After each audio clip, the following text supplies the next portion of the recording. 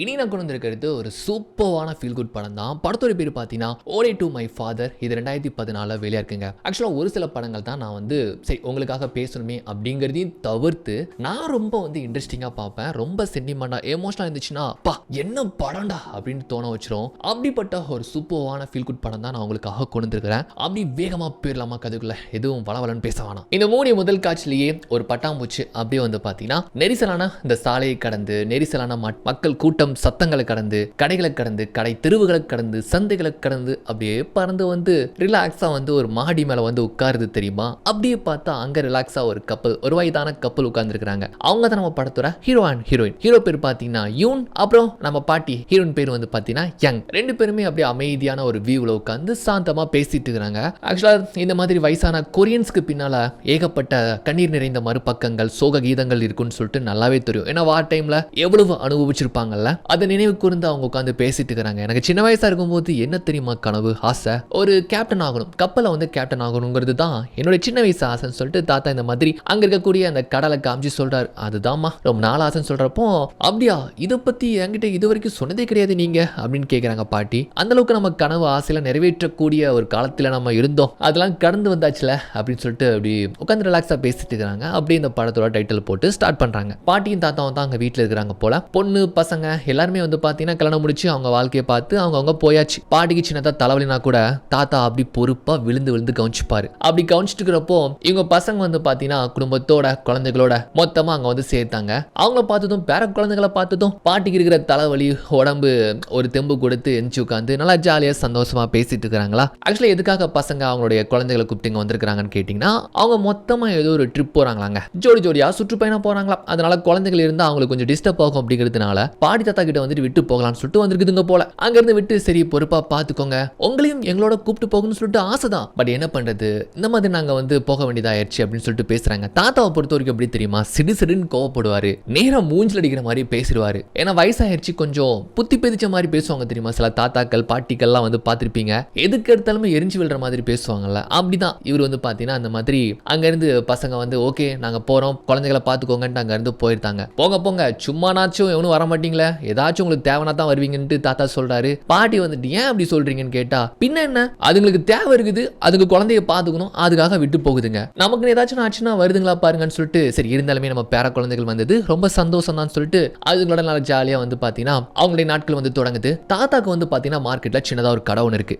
மார்க்கெட்ல இருக்கக்கூடிய கடைகளை அப்ரூவ் ஏதோ ஒரு பெரிய பில்டிங் ஒன்று வரப்போகுது போல. எல்லாருமே ஆல்மோஸ்ட் சம்மதம் அக்ரிலாம் போட்டு கையெழுத்து போட்டாச்சு. ஆனா தாத்தா மட்டும் போட மாட்டேங்கிறாரு. கேட்க வரப்பெல்லாம் துரத்தி அடிக்கிறாரு. அவங்க பல முறை கேட்டு பார்த்துட்டாங்க, நல்ல வேலைக்கும் சொல்லி பார்த்தாச்சு. ஆனா இவர் சரிப்பட்டே வர மாட்டேங்கிறாரு. யோ பெருசு, இது அரசாங்க விவகாரம், இதுல நீ பெருசா தலையிட்டு சல்லை இழுத்துக்கிட்டு இருக்க, எங்க போய் முடிய போகுதுன்னு தெரியல பாரு, ஒரு பைசா கொடுக்காம இதை அபகரிக்க போறாங்க பாருன்னு சொல்லிட்டு அங்க இருந்து போயிருந்தாங்க. பக்கத்து கடைக்காரங்க எல்லாருமே ஒத்துழைப்பு கொடுக்குறாங்க. ஆனா தாத்தா மட்டும் கொடுக்க மாட்டேங்கிறாருல. அதான் பக்கத்து கடைக்காரனே சொல்றான், யோ பெருசு எத்தனை முறை கேட்டு போறாங்க, அதை கையெழுத்து போட்டுதான் தொலையன், ஒன்னால எங்களுக்கும் ஏழ்றையா இருக்கு அப்படின்னு சொல்ல அதுக்கும் தாத்தா பயங்கரமா கத்திக்கிட்டு இருக்கிறாரு. பொதுமக்கள் எல்லாம் வேடிக்கை பாக்குறாங்க. பொதுமக்கள் கிட்டே கத்துறாரு, நாங்க என்ன டிஸ்கோவா அடிக்கிட்டு இருக்கிறேன், என்ன பார்த்துட்டு இருக்கீங்கன்னு சொன்னதும் கப்பு சிப்புன்னு ஆகுறாங்க. அப்படிதான் தாத்தா எதுக்கு எடுத்தாலும் கோவப்படுறது, சும்மா சுளுன்னு பேசுறது. அங்க இருந்து குட்டி பொண்ணு வரா, பேத்தி வரா, கையை பிடிச்சி அப்படி கூட்டு போறாரு. தாத்தா நீ எதுக்கு தாத்தா கோவப்பட்டே இருக்கிற, ஆமா நீ சின்ன வயசுல கோவப்பட்டிருக்கேன்னு சொல்லிட்டு இப்படி சொல்லி பேசி வந்துட்டு இருக்கிறா பாருங்க. அதெல்லாம் ஒண்ணு இல்லாம தாத்தா கொஞ்சம் வயசாயிடுச்சுல, அதான் அப்படி பேசுறேன்ட்டு பேத்திட்டு அப்படி ஜாலியா பேசி போயிட்டு இருக்காரு. தாத்தா பாத்தீங்கன்னா கொஞ்சம் நொண்டி தான் நடந்துகிட்டு இருக்காரு. அதுக்கு ஒரு கதை இருக்குது, நம்ம அது போக போக பார்க்கலாம். அப்படி நடந்து வந்துட்டு இருக்கிறாரா, அப்ப எதிர்த்தாப்புல வரக்கூடியவர் தான் பார்க்காம இவர் மேல மோத தாத்தா பொத்துன்னு விழுந்து போறாரு. அப்ப பேத்தி கையை பிடிக்கிறாரு பாருங்க. அப்ப கட் பண்ணா தாத்தாக்கு பாத்தீங்கன்னா ஒரு பிளாஷ்பேக். அதாவது அவர் சின்ன பையனா இருக்கிறப்போ நார்த் கொரியா சவுத் கொரியா வார் போச்சுல, அந்த டைம் சின்ன பையனா இருக்கிறாரு. கூட இருக்கிறது அவருடைய தங்கச்சி, அவங்க பேரு மாங்சூன். சந்தோஷமா துள்ளி குதிச்சு விளையாடுற அந்த வயசுல பாத்தீங்கன்னா வார் போர்னு சொல்லிட்டு அகதிகளா இங்க இருக்கிறாங்க. அப்ப அந்த சின்ன பையனா இருக்கக்கூடிய நம்ம ஹீரோ தங்கச்சி கிட்ட என்ன சொல்றாப்லனா, மாக்சூன் இங்க பாரு, நம்ம இங்க இருந்து மொத்தமா சவுத் கொரியா போறோம், கூட்டமா போறோம் சரியா, அண்ணன் கையை மட்டும் பிடிச்சுக்கணும், நீ விட்டுறவே கூடாது, அங்க போனதுக்கு அப்புறமா நம்ம ஜாலியா விளையாடலாம் சரியான்னு சொல்லிட்டு இந்த மாதிரி பேசிட்டு இருக்காங்க. சரிங்கண்ணா அப்படின்ட்டு அந்த குட்டி பொண்ணு பேசிட்டு அப்பாவும் அம்மாவும் அப்படி பத்தட்டமா வராங்க. எல்லாத்தையுமே திங்ஸ் எல்லாம் பேக் பண்ணிட்டு வராங்க. அப்பா கையில பாத்தீங்கன்னா ஒரு பொண்ணு அண்ட் அம்மா பின்னால ஒரு பையன்னு சொல்லிட்டு மொத்தம் இவங்களுக்கு 4 குழந்தைகள். அதாவது நம்ம ஹீரோ தான் மூத்த பையன். சரி போகலாம்னு சொல்லிட்டு அங்க இருந்து போறாங்க பாருங்க. மொத்த கூட்டமா போறாங்க. இந்த நார்த் கொரியா சவுத் கொரியா வார பத்திலாம் கேள்விப்பட்டிருக்கீங்களா? அப்பா நெஞ்செல்லாம் பதச்சு போகும். அந்த மாதிரி தான் இந்த சீனை பாக்குறப்போ கொஞ்சம் மைண்டே அப்செட் ஆன மாதிரி தான் ஃபீல் ஆகும். அப்படியே மொத்தமா அங்க இருந்து வராங்க பாருங்க. பார்த்தா லட்சக்கணக்கான மக்கள் அப்படியே மொத்தமா கடற்கரை பக்கமா கூஞ்சிருக்காங்க, ஹார்பர் பக்கம் பக்கமா நார்த் கொரியாவுக்கு சப்போர்ட் பண்ணி சைனாவுடைய ஆர்மி, சவுத் கொரியாவை சப்போர்ட் பண்ணி அமெரிக்காவுடைய ஆர்மி தானே. சோ சைனீஸோட ஆர்மி அங்கேயுமா குண்டுகள் போட்டு அந்த நகரத்தை வந்து தாக்கிட்டு இருக்காங்களா. இதுக்கு மத்தியில் தான் இவ்வளவு பெரிய கூட்டம். யூஎஸோட நேவி கப்பல்ல போய் ஏறி சவுத் கொரியாவுக்கு போகிறதுக்காக தான் அப்படி அல மோதி போயிட்டு இருக்காங்க. ஆனா இவ்வளவு மக்களுக்கு அங்க இருக்கக்கூடிய கப்பல், ஒரு கப்பல் வந்து போதுமான்னு தெரியல. ஆனா அதே சமயம் சின்ன சின்ன படகுகளை பிடிச்சி வந்து சில பேர் வந்து போற மாதிரி தெரியுது. அங்க ஒரு கூட்டம் வந்து கும்பலா வந்து அந்த கப்பலை போய் ஏற, இங்க கொஞ்சம் மக்கள் கூட்டம் வந்து இந்த படகு பக்கமா ஓடன்ட்டு இந்த மாதிரி இந்த கூட்ட நெரிசல்ல ஓடிட்டு இருக்காங்க பாருங்க. அங்கங்க சில குழந்தைகள் தங்களுடைய தாய் தந்தையை இழந்து, சில உறவுகள் வந்து குடும்பங்களை இழந்து அங்க பரிதவிக்கிறதெல்லாம் பாக்குற, அதெல்லாம் பார்த்துட்டு தான் குட்டி பையனா இருக்கக்கூடிய நம்ம ஹீரோ தங்களுடைய தங்கச்சியை கூப்பிட்டு அங்க இருந்து ஓடி போயிட்டு இருக்கான். பின்னாலே அப்பா அம்மா பின்னால எதிர்பார்த்த விதமா இவங்க வர கீழே விழுந்துட்டாங்க. போச்சுடான்னு சொல்லிட்டு ஏன்னா விழுறவங்க மேலாம் மிதிச்சு மிதிச்சு போயிட்டு இருக்காங்க. இவன் தான் வந்து கத்துறாரு, அப்பா அப்பான்னு சொல்லி கத்துனதுக்கு அப்புறமா அப்பா அங்க இருந்து ஓடி வந்து அவங்க ரெண்டு பேரும் கையை பிடிச்சு அங்க இருந்து கூப்பிட்டு போறாரு. இந்த படகுல எப்படி வந்து சேஃபா வந்து ஏறுதாங்களா. ஆனா இதுக்கப்புறம் வந்து பாத்தீங்கன்னா நடுக்கடல் நினைக்கக்கூடிய அமெரிக்காவோட ஷிப்ல போய் ஏறணும் போல கூட்டம் கூட்டமா படகுகள் வந்து அங்க இருக்கக்கூடிய அந்த கயிறுகளை பிடிச்சு ஏறுறாங்க. அப்பா அம்மா அவங்களுடைய குழந்தைகளை பின்னால கட்டிக்கிட்டு அவங்க உடைமைகளை எடுத்துக்கிட்டு அடிச்சுக்கிட்டு மேல ஏறுறாங்க பாருங்க. சில பேர் மேல இருந்து தவறி விழுந்து கீழே விழுந்து இறந்து போறாங்க, தண்ணியில விழுந்து நீச்சல் தெரியாம இறந்து போறாங்க, கத்துறாங்க. ஒரு மாதிரி மரண ஓலங்கள் டைட்டானிக் பட ரேஞ்சில் வந்து அந்த மாதிரி வந்து போய்கிட்டு இருக்கு. இதுக்கு மத்தியில நம்ம குட்டி பையன் அப்படியே வந்து தங்கச்சியை பின்னால வந்து பிடிக்க சொல்லி இந்த மாதிரி அவனு கையை பிடிச்சி மேல மேல அப்படி வாரான். அப்பப்போ தங்கச்சிட்டு சொல்றான், வாங்சூன் பயப்படாத அண்ணா பிடிச்சிக்கோ, மேலே போயிடலாம் மேல போயிடலாம்னு சொல்லிட்டு அப்படி பிடிச்சு போறாங்க. அந்த பக்கமா அப்பா ஃபேமிலி மேல கூப்பிட்டு போயிட்டு இருக்காரு. ஓரளவுக்கு மேல பிடிச்சி வந்துட்டாங்க.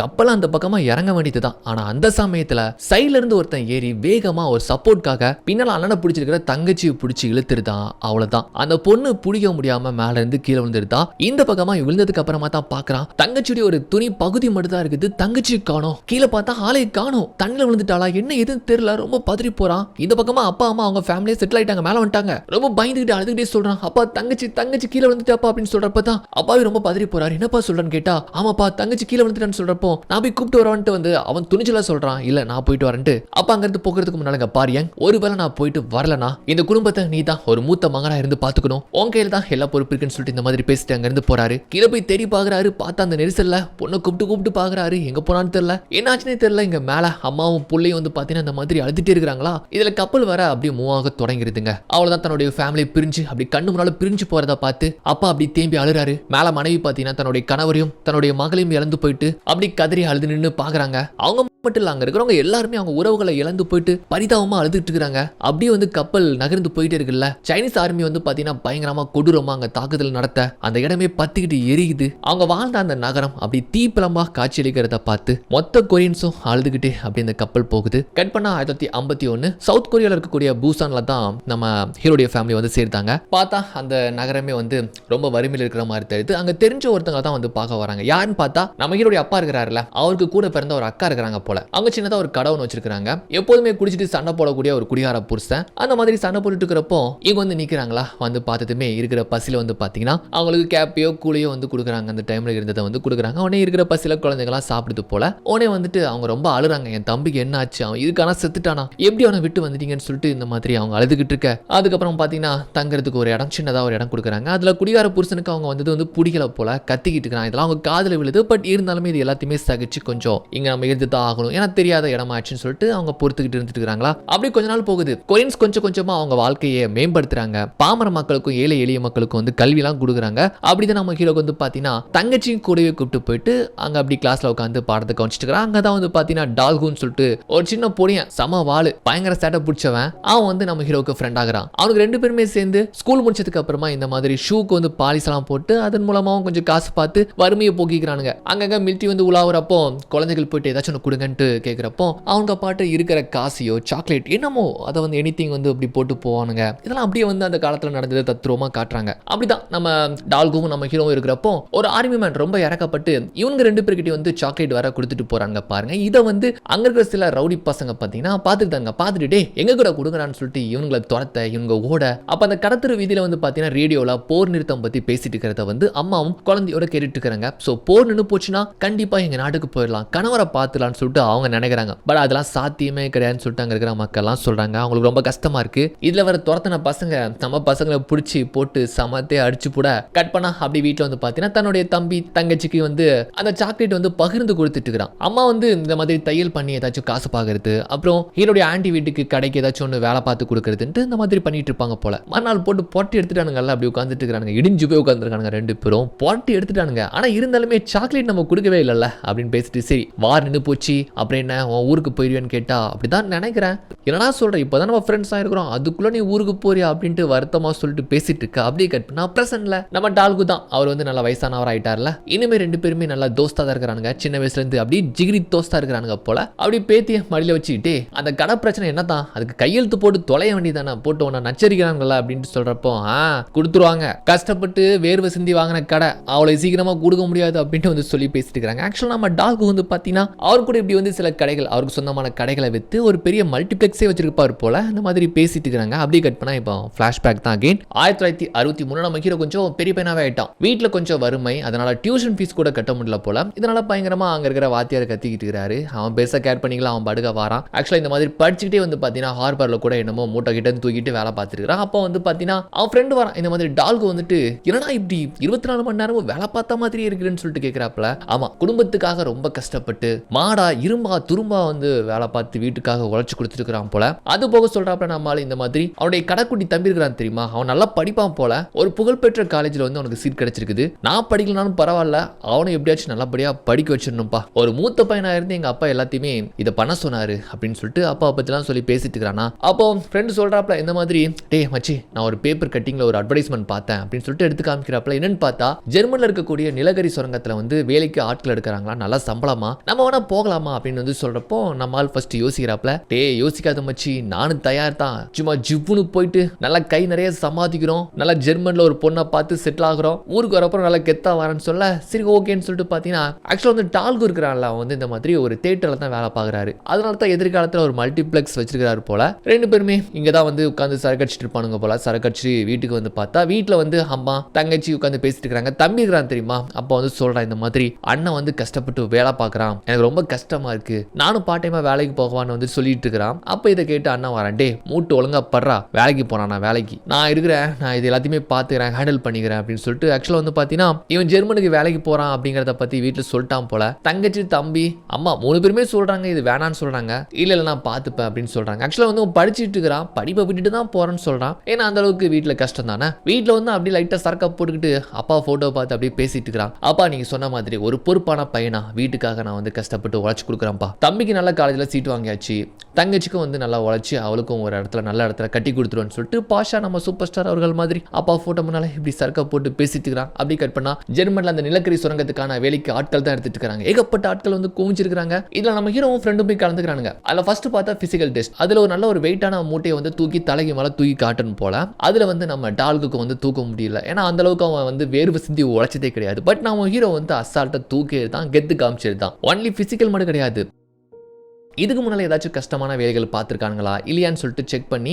அதை பற்றின ஒரு அப்ளிகேஷன் கூட இருக்குது போல. அதை பற்றி கேட்டுட்டு இருக்காங்க. சொல்ல போனால் நம்ம ஹீரோ கூட இதில் செலக்ட் ஆக முடியாத அளவுக்கு போகுது. ஆனால் நம்மால் கொஞ்சம் சுதாச்சு என்ன பண்ணியிருந்தானா சார் நான் எவ்வளோ கஷ்டமான வேலையாக இருந்தாலும் நான் வந்து ஈடுபாடோட பார்ப்பேன் சார் சொல்லிட்டு எந்திரிச்சு ரொம்ப உணர்ச்சி வசப்பட்டு நேஷனல் ஆந்தம் வர பாட ஆரம்பிச்சிருந்தான். அதை பார்த்து நானும் வேலைக்கு நான் போறதுக்கு தயார் சார் அப்படின்னு சொல்லிட்டு ஃப்ரெண்டும் படிக்க அங்கே இருக்கிறவங்க எல்லாரும் படிக்க கடைசி இன்டர்வியூ எடுத்தவங்களும் சரி நம்மளும் எந்திக்கணும்னு சொல்லிட்டு எந்திரிச்சு இருந்து பாட்டு படிக்க தேசிய கீதங்களா போயிருந்தா இந்த அளவுக்கு நாட்டு அப்படின்னு சொல்லிட்டு ரெண்டு பேரையும் வேலைக்கு எடுத்துக்கிறாங்க. அப்படி ஜெர்மனுக்கு வந்தாச்சு. வந்து பார்த்தா வேலைலாம் ரொம்ப ஈஸியா இருக்கும்னு நினைச்சா வந்ததுமே ட்ரெஸ் எல்லாம் வந்து சேஞ்ச் பண்ணிட்டு சேஃப்டி ஹெல்மெட்லாம் போட்டு அப்படியே லிஃப்ட் பிடிச்சி கீழே அனுப்பி விடுறாங்க. பார்த்தாங்க உக்காமக்கா அப்படி ஒரு கஷ்டமான வேலை. நமக்கே தெரியல இந்த மாதிரி நிலக்கரினாலே எவ்வளவு கஷ்டம்னு சொல்லிட்டு ஒரே புழுதி டஸ்ட் அதிகப்படியான வெப்பம் அதுக்கு மத்தியில தான் இந்த மாதிரி கஷ்டப்பட்டு வேலை செய்யறாங்க. நம்ம டாலுகுலாம் இது வரைக்கும் வேறு வசதி உழைச்சதே கிடையாது வேலை பார்த்ததே கிடையாது. அவனும் ரொம்ப சிரமப்பட்டு அப்படி நொந்து நூலாகி போயிருந்தான். புதுசா பெறுகிற கொரியன்ஸ்க்குலாம் வந்து எப்படி வேலை பார்க்கன்னு தெரியாம சின்ன சின்ன விபத்துகள் ஏற்படுது. சொல்ல போனா சக்கையா பிழிஞ்சு இந்த கரும்பு சக்கை எடுப்பாங்கல்ல அந்த மாதிரி எடுத்து வேலையை முடிச்சு வந்தா அதுவும் டஸ்ட் அந்த அழுக்கெல்லாம் போகிறதுக்குள்ள குளிச்சு முடிச்சு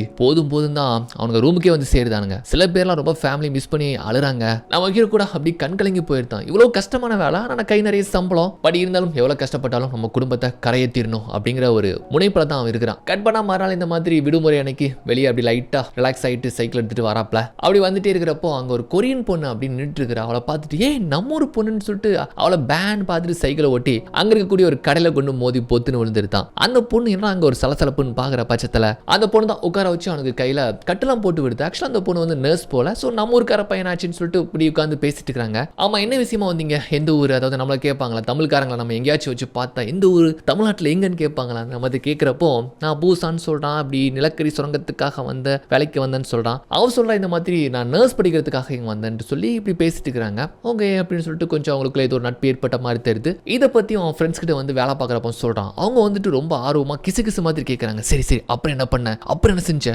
அப்புறம் கேட்குறான். டே சும்மா தான் நான் மீட் பண்ணேன், இன்னும் ஒன்றும் பண்ணலடா. அடா போடா டே, எங்கேயாச்சும் தனியாக கூப்பிடுறா, நான் உன் இடத்துல இருந்து வச்சுக்கோ, அவ்வளோதான். ஊருக்கு சேர்றப்போ குழந்தை குட்டியோட தான் ஃபேமிலியை போய் சேருவேன்னு சொல்லிட்டு அந்த மாதிரி ஏற்றி விட்டானுங்க. அதுல டால்கோ சொல்றான், எனக்கு எப்படியாச்சும் இங்க இருக்கிற ஜெர்மன் பொண்ணு எவ்வளையாச்சும் கரெக்ட் பண்ணிட்டு அப்படி ஊர்ல போய் கெத்தா அப்படி பந்தாவா இறங்கணும்னு சொல்லிட்டு இந்த மாதிரி ஃப்ரெண்டு சொல்லி இப்படி ஜாலியா பேசிட்டு இருக்காங்களா. கட் பண்ணா இப்போ அந்த பொண்ணு இருக்கிறாளே, அதாவது நம்ம ஹீரோயின் ஆக்சுவலா சாட்சாத் நம்ம ஹீரோயின் அது உங்களுக்கு தெரிஞ்சிருக்குல்ல. அவங்க வந்து பாத்தீங்கன்னா இந்த மாதிரி அவங்க காலேஜ்ல இருந்து ஏதோ ஒரு பார்ட்டின்னு சொல்லிட்டு நம்ம ஹீரோ அண்ட் ஹீரோடைய ஃப்ரெண்டு சொல்லிட்டு ரெண்டு பேருமே கலந்துக்கிறாங்க. அங்க ஒரு பார்ட்டி செமையா சாங்லாம் போட்டு ஆடிட்டு இருக்காங்க தெரியுமா. அப்போ வந்து நம்ம டால்கோ அங்க ஒரு லேடியை வந்து பாக்குறான், ஒரு ஜெர்மன் லேடி. மச்சிங்க பாரு செம்ம ஃபிகர் அப்படின்னு சொல்லிட்டு அவன் ஃப்ரெண்டை கூப்பிட்டு வந்து காமிக்க, கேள்றா அவன் ஆள்கிட்ட கேள்றா, அது யாருன்னு கேள்றான்னு சொல்லிட்டு கேட்கிறப்போ அவனும் போயிட்டு அவன் ஆள்கிட்ட கேட்கறான், நம்ம ஹீரோ கிட்ட கேட்கிறப்போ அவ காதல் என்னமோ சொல்றா. உடனே வந்து சொல்றான் அது வேற யாருமே இல்லையா, இவங்க ஹாஸ்டல் வார்டன் சொல்றப்போ ஹாஸ்டல் வார்டனா, பட் இருந்தாலும் விட மாட்டேன்னு சொல்லிட்டு பாத்தீங்கன்னா அவங்க கூட ஒன்னா டான்ஸ் ஆடிட்டு இருக்காங்க. அப்போ வந்து பாத்தீங்கன்னா நம்ம டால்கோடைய டான் வருது, அவனை பிடிச்சி உள்ள இழுத்து விட்டுறாங்க. அவன் நல்லா சூப்பர் வந்து ஆடுறான். அப்படியே கூட்டத்தை விளக்கிக்கிட்டு அவன் பாத்தீங்கன்னா இந்த வார்டன் முன்னாலே வந்து பெர்ஃபார்ம் பண்றாப்லையும் அப்படின்னு சொல்லிட்டு அவன் பாட்டுக்கு ஏதோ கோமாளித்தனமா ஆடுற மாதிரி தெரியுது. அந்த லேடி வந்து கோவப்படுறாங்க. அடுத்ததான் வந்து பாத்தீங்கன்னா நம்ம ஹீரோயின் ரெண்டு பேருமே பிடிச்சி உள்ள இழுத்து விடுறாங்க. அவங்க ரெண்டு பேருமே செம்மையா ஆடுறாங்க. நட்புல இருந்து அப்படியே அவங்க வந்து காதலிக்கிற மாதிரி தெரியுது. அதிசயமே இந்த வார்டன் வந்து பாத்தீங்கன்னா நம்ம டால்கோ காதல வந்து என்னத்தையோ ஓதுறாங்க. பார்த்தாங்க அம்மாக்கா அவனுக்கு அந்த லேடி விழுந்துட்டாங்க போல. கட் பண்ணா பாட்டி முடிச்சதுக்கு அப்புறமா நம்ம ஹீரோ பத்தி நினைச்சுக்கிட்டே ஒரு மாதிரி மதிய மயக்கத்துல படுத்து கிடக்குறா. அப்போ வந்து பாத்தீங்கன்னா நம்ம ஹீரோக்கு கூட இவ்வளவு பார்க்க முடியாம இருக்க முடியல போல. அவனும் டால்கோவும் அவங்க அங்க சமைச்சிருப்பாங்கல்ல நார்த் கொரியன் ஃபுட்ஸ் எல்லாம், அதெல்லாம் வந்து கொண்டு வராப்ல. வந்ததுமே வந்து பாத்தீங்கன்னா டால்கோ எதுக்கு வந்திருக்கானா, அவன் அந்த வார்டனை பாக்குறதுக்காக வந்திருக்கானா. நம்ம ஹீரோனை பார்த்து அப்புறம் அவங்க கொண்டு வந்த சாப்பாடுலாம் கொடுக்குறப்போ அவங்க சாப்பிட்றாங்க. அப்பா நம்ம ஊர் சாப்பாடு சாப்பிட்டு எவ்வளவு நல்லா ஆச்சுல்ல அப்படின்னு சொல்லிட்டு பேசிட்டு இருக்காங்க. அதே சமயம் நம்மால் பாத்தீங்கன்னா அந்த ஜெர்மன் லேடியோட இருக்கிறாள்ல, அவங்க இவனை கட்டில இழுத்து போட்டு பாஞ்சுக்கிட்டு போறாங்க. இந்த பக்கமா நம்ம ஹீரோயின் நல்லா ஜாலியா பேசிட்டு இருக்காங்க. அப்பதான் ஒரு விஷயம் தெரிய வருது, நம்ம ஹீரோனுக்கு யாருமே கிடையாது. அவங்க இங்க தங்கி தான் இருந்து பாத்தீங்கன்னா இந்த மதுரை ஹாஸ்பிட்டல்ல வேலை பார்த்துக்கிட்டே படிச்சுட்டு இருக்காங்க போல. அகைன் இந்த பக்கமா நம்மால பாத்தீங்கன்னா அந்த ஜெர்மன் லேடி செரிச்சிட்டு அது பாட்டு கும்பகாரண மாதிரி தூங்கிட்டு இருக்கு. நம்மால் அப்படி குத்த வச்சு உட்காந்துருக்கான். அப்படி நாள் போகுது. இப்போ நம்ம ஹீரோயின் ரெண்டு பேருமே நல்லா வெளியே சுத்துறாங்க, அவுட்டிங் போறாங்க, ஜாலியா இருக்கிறாங்க. அவங்களுக்குள்ளே இப்படி வந்து காதல் போய்கிட்டு இருக்கு. கட் பண்ண நம்மால் சுரங்கத்துல வேலை பார்க்குறப்போ அங்க இருக்கிற இன்சார்ஜ் வந்து பாத்தீங்கன்னா என்னத்தையும் வந்து நோட் பண்றாரு. பார்த்தா ஒரு பெரிய பிரச்சனைங்க. அதாவது கீழே வேலை பார்த்துட்டு இருக்காங்கல்ல, அந்த இடமே வந்து வெடிக்க போகுது போல. பிரஷர் பைப்ல என்னமோ லீக், பிரஷர் ரொம்ப கம்மியா இருக்குன்னு சொல்லிட்டு அங்க இருக்கிற இன்சார்ஜ் வந்து கீழே வந்து அலர்ட் பண்ணுங்க, சீக்கிரமா எல்லாரையும் மேல வர சொல்லுங்கன்னு சொல்லிட்டு கால் பண்ணி சொல்றாங்க. கீழே ஒருத்தர் போன் எடுக்கிறான். ஆனா அந்த சமயத்துல கேஸ் பைப் வந்து பாத்தீங்கன்னா அந்த பிரஷர்ல வந்து பாத்தீங்கன்னா அப்படியே ஷேக் ஆகிட்டே போகுது. அந்த பைப்ல ஒருத்தர் வந்து வேலை பார்க்கறன்னு சுத்தில வச்சு அடிக்கிறாரு. அதுல ஏற்படக்கூடிய சின்ன ஸ்பார்க்ல அந்த இடமே அப்படியே வந்து வெடிச்சு போகுது. பயங்கரமான ஒரு அதிர்வு கொடுக்குது. தூரத்துல வேலை பார்த்துட்டு இருக்க நம்ம ஹீரோ அவங்க டீம்ல வந்துட்டு என்னடா இதுன்னு சொல்லிட்டு முழிச்சு போறாங்க. என்னமோ மொத்தமா கொலாப்ஸ் ஆக போகுதுன்னு சொல்லிட்டு அங்க இருந்து எல்லாரும் ஓடுறாங்க. அதுல டால்கோ தான் பின்னால வந்துட்டு இருக்கான். அந்த அதிர்வுல வந்து பாத்தீங்கன்னா டால்கோ மேல சில நிலக்கரிகள் சரிஞ்சு மேல விழுந்துருது. அவ்வளவுதான், அவன் வசமா மாட்டிக்கிறான். நம்ம ஹீரோ தான் அவனை காப்பாத்த போறான். பட் வேணான்னு சொல்லிட்டு எல்லாருமே கையை பிடிச்சிருக்காங்க. அவங்களாம் தள்ளி விட்டு தன்னுடைய நண்பனை காப்பாத்துறதுக்காக இவன் வாரான் பாருங்க. அவ்வளவுதான், இவங்களுக்கும் வெளியேறக்கூடிய பாதைக்கும் இடையில மொத்தமா நிலக்கரி வந்து மூடிடுது. அவ்வளவுதான், வழியை மறைச்சிருது. அதே சமயம் வெடிச்சு போச்சு தெரியுமா, அதோடைய அதிர்வு அந்த தாக்கம் இருக்கு தெரியுமா, அப்படியே வந்து வருது பாருங்க. புயல் மாதிரி சொலண்டிக்கிட்டு வருது. அந்த நிலக்கரி அங்க இருக்கக்கூடிய டூல்ஸ் பைப்புன்னு சொல்லிட்டு அடிச்சுக்கிட்டு வருது பாருங்க. இவனுக்கு ரெண்டு பேரும் அப்படியே பார்த்துட்டே இருக்கிறானுங்க. அவ்வளவுதாங்க, அவங்க என்ன படிச்சுன்னு தெரியல. கட் பண்ணா இந்த விஷயத்தை பத்தி நம்ம ஹீரோன் கிட்ட ஒரு பொண்ணு சொல்றாங்க இந்த மாதிரி ஆச்சுன்னு சொல்லிட்டு. அவளும் பதறி போயிட்டு ஹாஸ்பிட்டல்ல பாக்குறா. அங்கிருந்து மீட்டு கொண்டு வந்த தொழிலாளிகள் எல்லாம் அட்மிட் ஆயிருக்காங்க.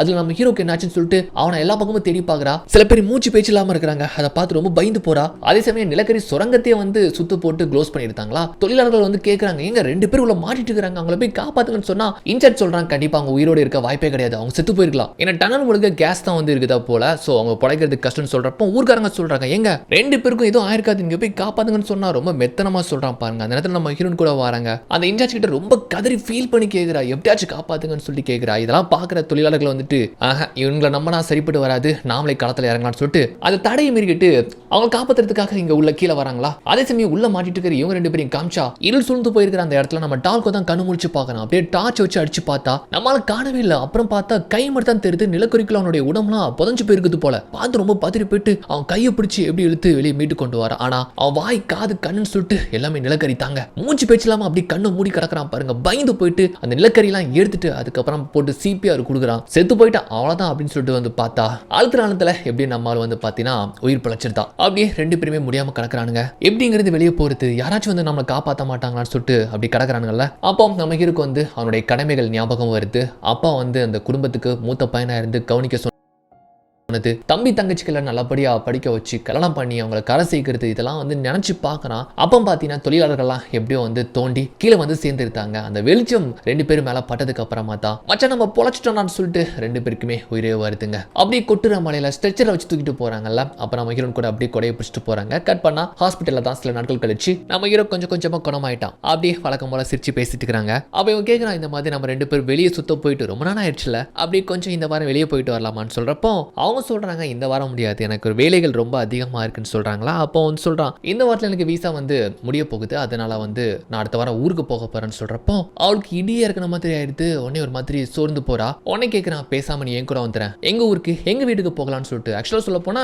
நம்ம 2 பேரும் கல்யாணம் முடிச்சுக்கலாம்னு சொல்லிட்டு வெளிப்படையே கேட்கறான்னு வச்சுக்கோங்களேன். ஆனா அவ வந்துட்டு இது என்னால முடியாது, நீ வேணா உன்னுடைய ஊருக்கு போயிட்டு நிம்மதியா இரு. ஏன்னா இவங்க கஷ்டப்பட்டு வேலை பார்த்து நிறைய பணம் சம்பாதிச்சிட்டான். இவன் வேலை பார்த்த சம்பாத்தியத்துல ஊர்ல ஒரு வீடே கட்டிட்டாங்க போல. சோ சொந்தமா வீடு இருக்கு, நீ பேசாம என் கூட வந்துன்னு சொல்லிட்டு கேட்டா என்னால முடியாது அப்படின்னு சொல்றாங்க. நீ போயிட்டு வா, நல்லா இரு, சந்தோஷமா இருன்னு சொல்லிட்டு அங்க இருந்து வெளியே வந்து தேம்பி அழுதுட்டு போறாங்க. நம்ம ஹீரோ பிரிய போறது நினைச்சு. கட் பண்ண நம்ம ஹீரோ இப்போ கொரியாக்கு வந்துட்டான் போல. சோ இவன் சம்பாத்தியத்துல வந்து பாத்தீங்கன்னா இந்த 3 வருஷத்துல ஏகப்பட்ட சம்பாத்தியம், குடும்பத்தை நல்ல நிலைமைக்கு கொண்டு வந்துட்டான். சொந்தமா வீடு வாங்கிட்டாங்க. நம்ம ஹீரோ வந்ததுமே மொத்த ஃபேமிலிக்குமே அவ்வளவு சந்தோஷம். தங்கச்சி, தம்பி, அம்மா, அத்தை எல்லாருமே வந்து அவ்வளவு சந்தோஷப்படுறாங்க. நம்ம ஹீரோ அம்மாவெல்லாம் தூக்கி வச்சு சந்தோஷத்துல கொண்டாடுறான். ஏன்னா இந்த 3 வருஷ உழைப்பு வந்து பாத்தீங்கன்னா அந்த அளவுக்கு அவனுடைய நிலைமைய, அவருடைய வீட்டு நிலைமைய, ஏழ்மைய கொஞ்சம் மாத்திருக்கு. அதே மார்க்கெட் தான் அத்தையோடைய கடை தான். சோ இந்த கடையை தான் எதிர்காலத்திலயும் வச்சிருக்கிறாப்ல. அதை சொல்றாங்க, எனக்கு வயசாயிருச்சு, இனிமேல் இந்த கடையை என்னால பாத்துக்க முடியாது, அவன் குடிகார மாமனும் இந்த கடையை கவனிக்கணும்னு சொல்லிட்டு எந்த ஒரு பொறுப்பும் கிடையாது, நீயும் இப்ப நல்ல நிலைமையில இருக்கிற, சோ நீ முடிஞ்சா இந்த கடையை நீ வாங்கிக்கலாம் சொல்றப்போ, அதாவது நல்லா சம்பாத்தியம் பண்ணிட்டா, சோ நல்லா முடிஞ்சதை கொடுத்து வாங்கிக்கோன்னு சொல்லி பேசிட்டு இருக்காங்க. அப்புறம் அங்க இருந்து அத்தை போனதுக்கு அப்புறமா பார்த்தா நம்ம ஹீரோன் வந்து நிக்கிறா. ஆக்சுவலா இவனை பார்க்காம பேசாம அவரால் இருக்க முடியல போல, கிளம்பி வந்துட்டா. அங்க இருந்து ஜெர்மன்ல இருந்து இவனுக்காகவே இங்க வந்துட்டா. இவனுக்காக மட்டும் கிடையாது, ஆனா இன்னொரு விஷயம் இருக்கு. என்னன்னு பார்த்தா அப்படி உட்காந்து ஒரு சின்னதா ஒரு பீச் ஓரமா ரெஸ்டாரண்ட் உட்காந்து சாப்பிட்டு இருக்காங்கல்ல. அப்பதான் ஒரு விஷயம் சொல்றான், இந்த மாதிரி நான் கன்சீவா இருக்குன்னு சொல்றப்போ, கன்சீவா இருக்கிறியா, கங்க்ராச்சுலேஷன், யார் இந்த அதிர்ஷ்டசாலின்ட்டு கேக்குறான். தெரியாத மாதிரி அவ பலாண்டு செவுல கொடுக்குறாங்க. டே யாருன்னு கேக்குறியா, பிச்சு விடுவோம் பிச்சு, ஞாபகம் இருக்கா, ஊரை விட்டு போகிறதுக்கு முன்னால அப்படியே எமோஷனலா அழுதுகிட்டே என்ன பாக்குறதுக்கு வந்திய அப்படின்ட்டு வாய்ஸ் ஓவர்ல சொல்றாங்க. சோ அப்பதான் 2 பேரும் அப்படியே ஒன்னா இருந்திருப்பாங்க. கூடவே ரிங்லாம் கொண்டு வந்திருப்பான் அவங்கள பாக்குறதுக்காக. அப்படி கட் பண்ணா அதே ரிங்ல போட்டு அவங்களுக்கு திருமணமும் நடக்குது. சோ கல்யாண வீடு முழுக்க மகிழ்ச்சியும் சந்தோஷமும் நிறைஞ்சு போக ரொம்ப சந்தோஷமா இருந்திருப்பாங்க. அது போக கொரியால வந்து சின்னதா ஒரு பாரம்பரியம் உண்டு. நம்ம ஊர்ல எப்படி பொண்ணு மாப்பிள்ளைய இந்த குடத்துல வந்து ரிங்க போட்டு முட்டிக்கிட்டு எடுப்பாங்கல்ல, அந்த மாதிரி கொரியால வந்து பாத்தீங்கன்னா மாப்பிள்ளை கை காலாம் பிடிச்சி அவன் காலை வந்து கட்டிக்கிட்டு வச்சு அடிப்பாங்க. பொண்ணை வந்து பாட சொல்லுவாங்க. பொண்ணு பாடுனா அடி விழாது, அப்படி வந்து கட்டிக்கிட்டு வந்து அவன் காலிலே அடிக்கிறாங்க பொண்ணை பாட சொல்லி. ஆனா அவ பாடாமலே நின்றுட்டு இருக்கிறா. எம்மா தாய் பாடி தொலையுமா அப்படின்ட்டு வந்துட்டு அவன் கத்திக்கிட்டு இருக்கிறான். அப்ப பாடன்னு சொல்லிட்டு என்னத்தையோ பாடுறாங்க. அது கர்மம், டே இதை கேட்க முடியலடா, என் காலையை அடிச்சு தொலைங்கடான்னு சொல்லிட்டு இந்த மாதிரி ரொம்ப ஃபன்னா வேடிக்கையா போயிட்டு இருந்திருக்கும். கட் பண்ணா பிரசன்ல நம்ம ஹீரோன் வந்துட்டு அப்படியே வயசான பாட்டியா அந்த மார்க்கெட் தான் வராங்க. நம்ம ஹீரோ கடையில உட்காந்து பேப்பர் படிச்சுட்டு இருக்கிறான். என்ன பண்ணிட்டு இருக்கீங்க,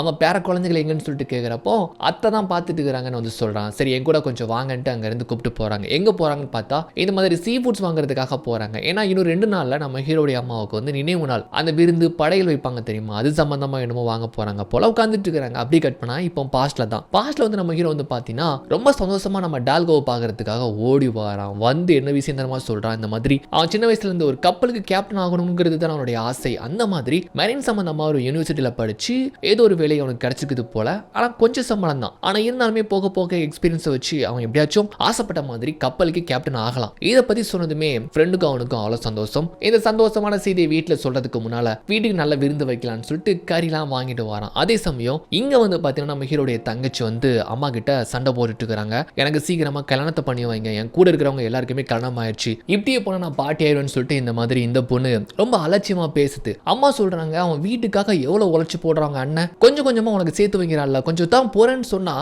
அதெல்லாம் முடியாது, எனக்கு உடனே பண்ணி வைங்கன்னு சொல்லிட்டு நம்ம ஊர்ல இந்த ஆம்பளை பசங்க வீட்டுல முட்டிக்கிட்டு நிக்கிற மாதிரி ஒரு பொண்ணா இருந்து நீ கேட்கலாமான்ட்டு அம்மா வந்து இப்படி பிடிச்சி அவளை வந்து திட்டுறாங்க. பக்கத்துல தான் நம்ம ஹீரோன் அவங்க பையனோட உட்கார்ந்து இருக்காங்க. இதெல்லாம் கேட்டுட்டு சோ அண்ணன் இது வரைக்கும் உழைச்சு போடுறது எதுவுமே வந்து அவளுக்கு வந்து பெருசா தெரியல. ஆனா இப்போ உடனே கணம் பிடிச்சு வைக்கணும், எனக்கு ஏன் இந்த மாதிரி அவன் பண்ண மாட்டேங்கிறான்னு சொல்லிட்டு தான் அவளுக்கு ரொம்ப அலட்சியமா பேசிட்டு அங்கிருந்து தங்கச்சிக்காரி கத்திட்டு போறா பாருங்க. அம்மாவுக்கு வருது டென்ஷனும் நாக்கு அழுகி போயிருண்டி. அவனையா சொல்றான் அந்த வீட்டுக்காக ஓடா தேஞ்சு உழைச்சி அந்த சுரங்கத்தில் அவன் செத்துருக்க வேண்டியது, அப்படி உழைச்சு போட்டான், அப்படி இந்த வீட்டை வாங்கி கொடுத்து உங்களுக்கு சொகுசாம ஒரு வாழ்க்கையை கொடுத்துருக்கான், அதெல்லாம் உங்களுக்கு பெருசா தெரியலன்னு சொல்லிட்டு இந்த மாதிரி அம்மா வெளியே வந்து கத்துறாங்க. நம்ம ஹீரோயின் தான் அப்படி கைத்தாங்களா பிடிக்க. இது எல்லாத்தையுமே நம்ம ஹீரோ கூட ஆக்சுவலா இங்க நின்று கேட்டுட்டு இருக்கிறான். அவனுக்கு ரொம்ப கஷ்டமாயிருது. ஆக்சுவலா தங்கச்சி மேல இல்ல, ஆனா ஒரு அண்ணனா பொறுப்பா இருந்து அவளுக்கு சீக்கிரமா நம்ம கல்யாணம் பண்ணி வைக்கணுமே அப்படிங்கிற அந்த எண்ணம் தான் அவனுக்குள்ள ஓட. சோ கண்டிப்பா நம்ம அந்த கப்பலை வேலைக்கு போனா சொற்ப சம்பளத்துல வேலை பார்ப்போம், நம்மளால நினைச்ச மாதிரி நம்ம வீட்டை மேம்படுத்த முடியாது, தங்கச்சிக்கு சீக்கிரமா கல்யாணத்தை பண்ணி வைக்க முடியாது அப்படிங்கிற ஒரு காரணத்துக்காக அந்த கனவை அவன் திறக்கிறான். இந்த சமயத்துல கடையில உட்கார்ந்துருக்கிறப்போ சில பேர் கடை ஒரு மாதிரி பார்த்துட்டு போறாங்க.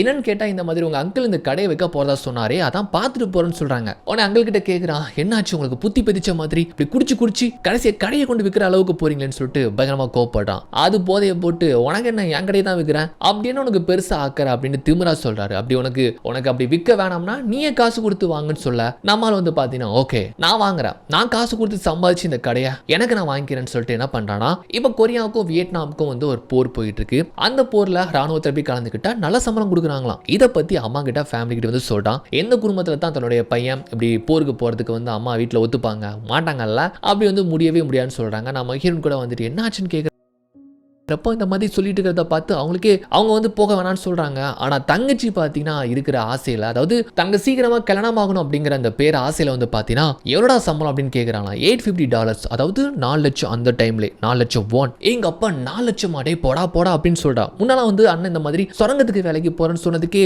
வேணான்னு சொன்ன தங்கச்சி சீக்கிரமா கல்யாணம் ஆகணுங்கிற அந்த மதிய மயக்கத்துல இந்த மாதிரி சொல்றா. இந்த மாதிரி சொல்றப்போ மனைவிக்கு கோவம் வராதா என்ன, இந்த மாதிரி முறைச்சு பாக்குறாங்க. அம்மாவுக்கும் விருப்பம் இல்ல, மனைவிக்குமே விருப்பம் கிடையாது. யார் தான் ஒத்துப்பாங்க அப்படின்னு சொல்லிட்டு அவங்க முடியவே முடியாதுன்னு சொல்றாங்க. அவர் மனைவி கிட்ட உட்கார்ந்து இதை பத்தி கன்வின்ஸ் பண்றான். அங்கெல்லாம் வேணவே வேணான்னு சொல்றாங்க. ஏன்னா ஆல்ரெடி நீ செத்து போக வேண்டியவன்டா, அதுல ஞாபகம் இருக்கா, அகைன் என்ன வார அதுன்னு சொல்லிட்டு இருக்க, என்ன பத்தியும் குழந்தைய பத்தி நினைச்சு பாக்கிறேன்னு சொல்றாங்க. ஆனா ஒரு மூத்த பையனா இருந்து எனக்கு கடமைகள் இருக்குன்னு சொல்றா. என்னடா கடமைன்னு சொல்லிட்டு இருக்க, எங்களையும் கொஞ்சம் நினைச்சு பாரு, உனக்கு ஏதாச்சும் ஆச்சுன்னா என்னடா பண்றதுன்னு சொல்றாங்க. உடனே வந்து அவங்க கோவப்படுறான். 2 பேருக்கும் வாக்குவாதம் ஏற்படுது. என்னை எப்படி நீ கண்ட்ரோல் பண்ணலான்னு சொல்லிட்டு வாய்ஸ் வந்து ரைஸ் பண்றான். அவ்வளவுதான், அவங்க அப்படியே தேம்பி ஆள ஆரம்பிச்சிருந்தாங்க. நான் போய் தீர்வுன்னு சொல்லிட்டு ஒத்த கால நிக்கிறானா, கட் பண்ணா அப்படி இந்த வியட்நாம் வார் சம்பந்தப்பட்ட அந்த வார் ஜோனுக்கு வராங்க. யாரெல்லாம் பார்த்தா அவனு டால்கோ தான். டால்கோக்கு இதுல வரதுக்கு விருப்பமே கிடையாது. பட் இருந்தாலுமே நண்பன் கூப்பிட்டானே அப்படின்னு சொல்லிட்டு வந்தாச்சு. ஆக்சுவலா இவங்களுக்கு என்ன வேலை தெரியுமா, துப்பாக்கி பிடிச்சி சண்டை போடுறது கிடையாது, ராணுவ வீரர்களுக்கும் அங்க இருக்கக்கூடிய அப்பாவி மக்களுக்கும் உதவி பண்ற மாதிரி. சோ வார் சம்பந்தப்பட்ட பொருட்கள், வெடிமருந்துகள் அண்ட் தோட்டாக்கள் இதெல்லாம் வந்து கொண்டு வரது போறது,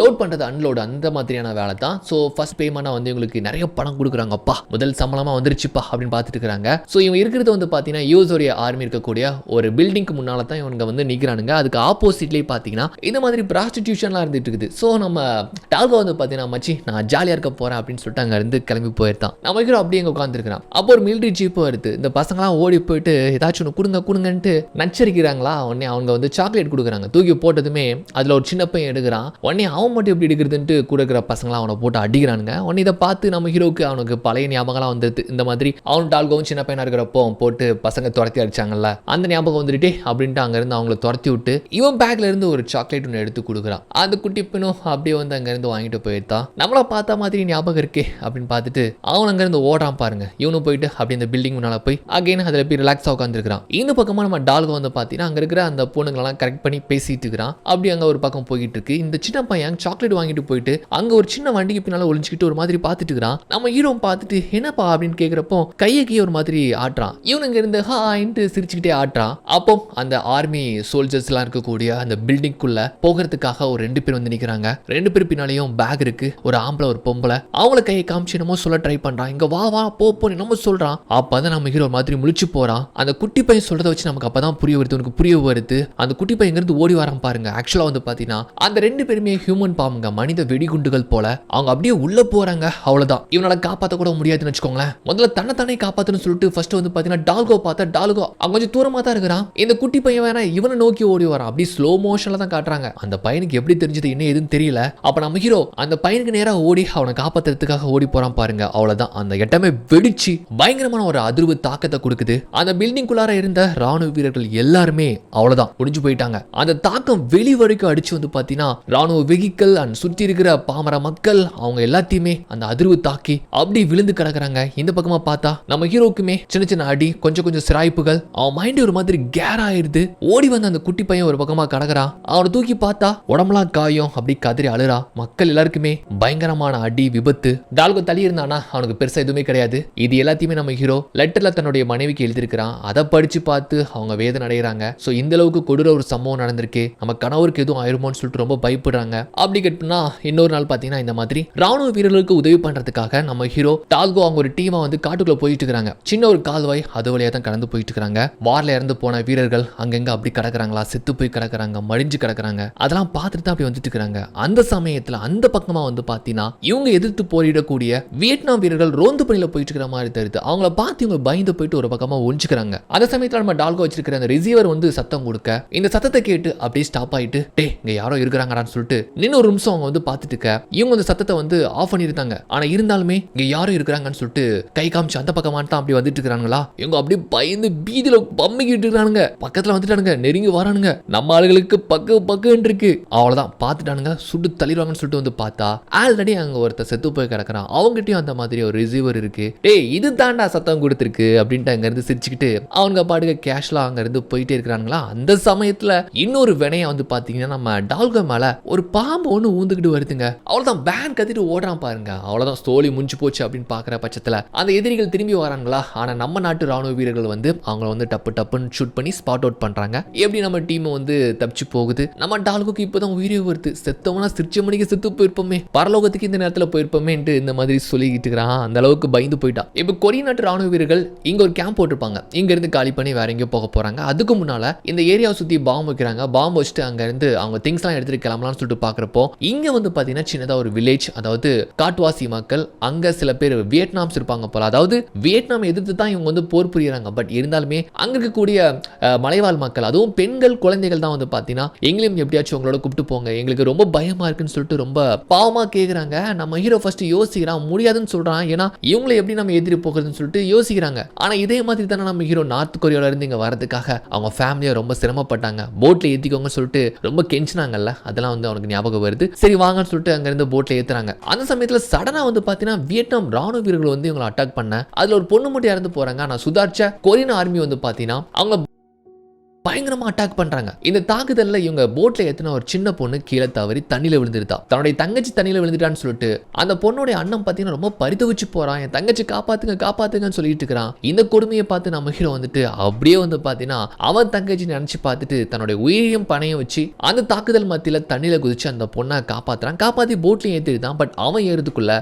ஒரு தோட்டம் கால பாஞ்சிருதுங்க. பேலன்ஸ் இல்லாம அப்படியே பொத்துன்னு தண்ணிக்குள்ள விழுந்துருந்தான். பட் இருந்தாலுமே நம்ம நாட்டு ராணுவ வீரர் ஒருத்தர் அவனை பிடிச்சி அப்படியே மேல ஏத்துறாரு. போட் அங்க இருந்து கிளம்புது. இவங்க செட் பண்ணி வச்ச அந்த மொத்த பாம்பே வந்து பாத்தீங்கன்னா வெடிச்சு அந்த இடமே தரமட்டமாகுது. அங்க இருந்து மக்களை சேஃபா காப்பாத்தி அப்படியே போட்ல வந்துருந்தாங்க. இதுக்கப்புறம் வந்து பாத்தீங்கன்னா இந்த வாரம் 1975ல கம்ப்ளீட்டா முடிஞ்சு போகுது. அப்படி கட் பண்ணா இந்த பக்கமா நம்ம ஹீரோயின் தான் காட்டுறாங்க. ஆக்சுவலா நம்ம ஹீரோ இந்த வாருக்கு போனதுக்கு அப்புறமா நல்லா சம்பாதிச்சு பணம் வந்து அனுப்பி அந்த பணத்தை வச்சு அந்த கடையை வந்து வாங்கியாச்சு. சம்சாரம் தான் இந்த மாதிரி கடையை கவனிச்சுக்கிறாங்க. எவ்வளவு சாஃப்டா இருந்த நம்ம ஹீரோயின் வந்து பாத்தீங்கன்னா இப்ப இந்த கடையை கவனிச்சதுக்கு அப்புறமா பக்கத்து கடையோட எல்லாம் சண்டை வருது. போட்டு கொலாடி சண்டை மாதிரி முடிவு பிடிச்சி இழுத்துக்கிட்டு சண்டை போட்டு கிடக்குறாங்க. அப்போ நம்மளால வந்து நிற்கிறான். அவனை பார்த்ததுமே அவளுக்கு அவ்வளோ சந்தோஷமா போயிருது. ஏன்டா சொல்லவே இல்லைன்னு சொல்லிட்டு கேட்டு இருக்கிற சந்தோஷத்தில் வந்துட்டு அவனை ஹக் பண்ண போனா ஆக்சுவலாக நம்மளால வந்து ஸ்டிக்கோட தான் வாக் பண்ணி வந்திருப்பான் போல. அந்த தோட்டம் அவன் காலில் பாஞ்சதுனால பேலன்ஸ் இல்லாம பொத்துன்னு விழுந்து போறான். தன்னுடைய கணவருக்கு இப்படி ஒரு நிலைமை ஏற்படுது நினைச்சு அவங்க அப்படியே மனசொடைஞ்சு போறாங்க. ஆக்சுவலா இதனால தான் நம்ம தாத்தா எதிர்காலத்தில் நொண்டிக்கிட்டே நடப்பாரு. ஸோ இப்படி ஒரு சம்பவம் நடந்தது நினைச்சு